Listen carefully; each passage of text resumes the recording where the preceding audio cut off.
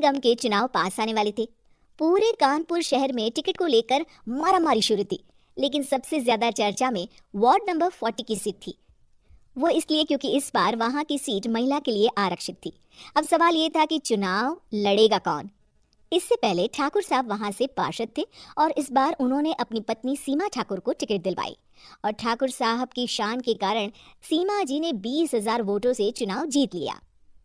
अरे बधाई हो सीमा भाभी, अब तो आप वार्ड की पार्षद बन गई हैं। अब तो हमारे काम आप ही करवाएंगी। अरे ये तो सिर्फ नाम की पार्षद बनी है, वो तो महिला सीट आ गई, वरना पार्षद तो मुझे ही बनना था। अब भले ही चेहरा इसका होगा लेकिन पावर तो मेरी ही होगी। अरे वाह भाई साहब, क्या दिमाग लगाया है आपने भी। आइए आप लोग, खाना लगा दिया है सबके लिए। सीमा जी पार्षद बन चुकी थी, फिर भी उनकी एक ना चलती। सारे काम ठाकुर साहब खुद ही संभाल लेते और जहां जरूरत पड़ती वहां सीमा जी का अंगूठा लगवा लेते। सीमा जी ज्यादा पढ़ी लिखी भी नहीं थी। एक दिन ठाकुर साहब और सीमा एक प्रोग्राम में जाते हैं। अरे ठाकुर साहब आप आ गए। ओहो, पार्षद मैडम भी आ गई है। स्वागत है आप दोनों का। लगता है हमारे पार्षद फंड का सही इस्तेमाल हो रहा है। चलिए अब उद्घाटन करते हैं। ये लीजिए ठाकुर साहब कैची, आप ही सबसे पहले प्रवेश कीजिए। सब लोग आगे निकल जाते हैं और सीमा जी पार्षद होने के बावजूद भी पीछे खड़ी रह जाती हैं। वो देखती हैं कि वेलकम बोर्ड पर उनका नाम है, लेकिन महिला होने के कारण कोई उनका सम्मान नहीं कर रहा। अगले दिन एक आदमी उनके घर आता है। अरे ठाकुर साहब नमस्कार। कल ना हम नोटिस किए कि हमारा घर तो अवैध है और नगर निगम वाले उसे तोड़ने आ रहे हैं। अरे कुछ कीजिए ना ठाकुर साहब। देखो भाई, मैं तो ज्यादा कुछ कर नहीं सकता, पर अगर तुम सबकी जेब गर्म कर दो तो कुछ हो सकता है। कुल मिलाकर 4 लाख लगेंगे। अरे 4 लाख ठाकुर साहब? अरे भाई, मैं अपने लिए नहीं मांग रहा हूँ। दरोगा है, इंजीनियर बाबू है, बड़े साहब है, सबको देना पड़ता है ना थोड़ा थोड़ा। बोलो है मंजूर? तभी वहां अचानक सीमा जी आ जाती हैं। अरे ये आप क्या कर रहे हैं? पहले इन्हीं लोगों से तो आपने वोट मांगे, अब इनसे ही पैसे ले रहे हो।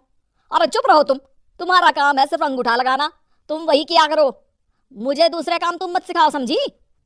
और तुम ना जाओ, अब पैसे लेकर आओ, वरना जेसीबी किसी भी वक्त आती होगी। सब कुछ ऐसे ही चलते रहता है। एक दिन सीमा जी और ठाकुर साहब को एक लोकल मीटिंग में बुलाया जाता है। वहां पर कई और अधिकारी लोग भी मौजूद रहते हैं।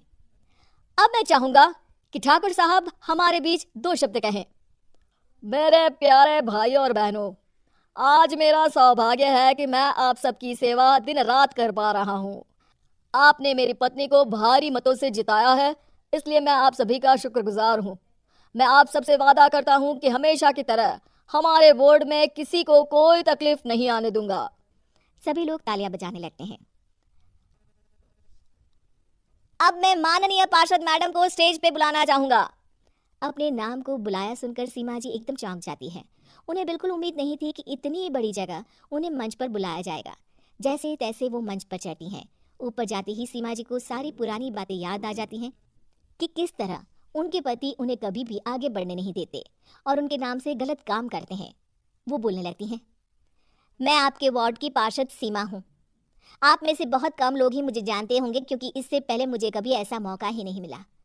सारे मौके मेरे पार्षद पति यानी आपके ठाकुर साहब ही लेते रहे, लेकिन आज ये मौका मुझे मिला है तो मैं इसे ऐसे ही नहीं जाने दूंगी। मैं आपको ये बताना चाहती हूँ कि आपके ठाकुर साहब मेरे नाम की आड़ में गैर कानूनी काम करते हैं, जिस पर अंगूठों के निशान मेरे होते थे। इसीलिए मैं अपनी गलती मानती हूँ और आज अपने पद से इस्तीफा देती हूँ, ताकि आगे से कोई गलत काम ना हो पाए। अब फैसला आप सबके हाथ में है कि आप हमें क्या सजा देना चाहते हैं। सीमा जी की बातें सुनकर ठाकुर साहब के चेहरे का रंग उड़ जाता है और वो शर्म से मुंह नीचा करके वहां से चले जाते हैं और पद से इस्तीफा देकर ही सही सीमा जी अपने आप